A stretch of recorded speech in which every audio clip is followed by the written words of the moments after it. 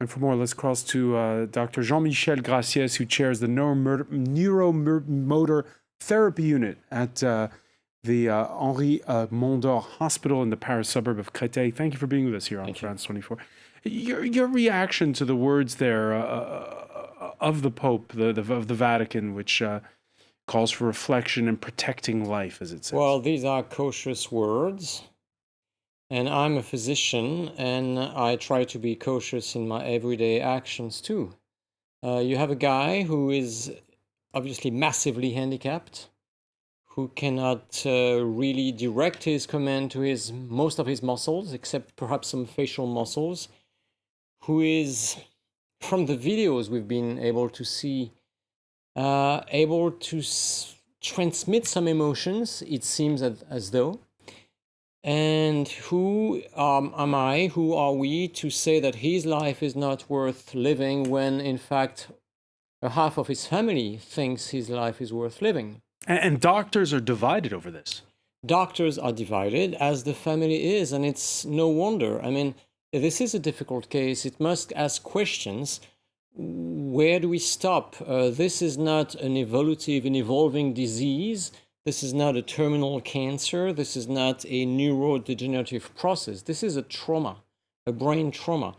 We have between 1,500 and 1,700 such patients in different specialized units in France. Are we gonna say now, well, when someone needs help to be fed, then his life should be ended? This is a very heavy question. And no wonder we are divided even amongst ourselves, because nobody wants to be in his situation. Nobody wants to play God. Nobody wants to be in his mother's situation. So, well, are we here to state that his life should be ended by us? Is there anything, we heard the health minister say, first of all, none of this would have happened if people would state in their wills what their final wishes are in case it comes to this. That's number one. But number two, is there anything more that the law can do? Is there a change that can happen? What can be done? I will tell you my feeling. Advanced directives have their downsides. And as we all know, whatever you say when you're healthy is not going to be exactly the same when you're no longer so healthy. I'm not sure that the law has that much to say. It's really a question between a team, the nurses' aides, who know the patients the best. The nurses' aides, they are 8 hours a day with the patient.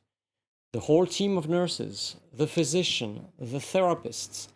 And when this team works and talks to the family, usually there is a consensus eventually. Usually there is some common agreement of what to do or not to do. In this particular case, there was no agreement. And in this particular case, all the media are on them. So it's a sort of double hit. And this is why it's so tragic and electric. I don't think that the lawyers and the judges will tell us what to do, frankly speaking. I don't think more laws will help us. I think perhaps less laws might help.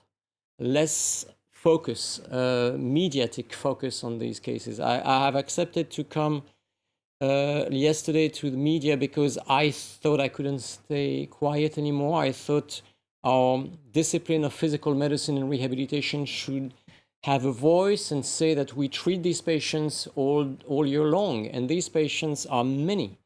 And I thought it was necessary to state this because so far our voice had not been very much heard. This is just regular care. It's not religion. It's not any kind of idealism. It's just our daily work.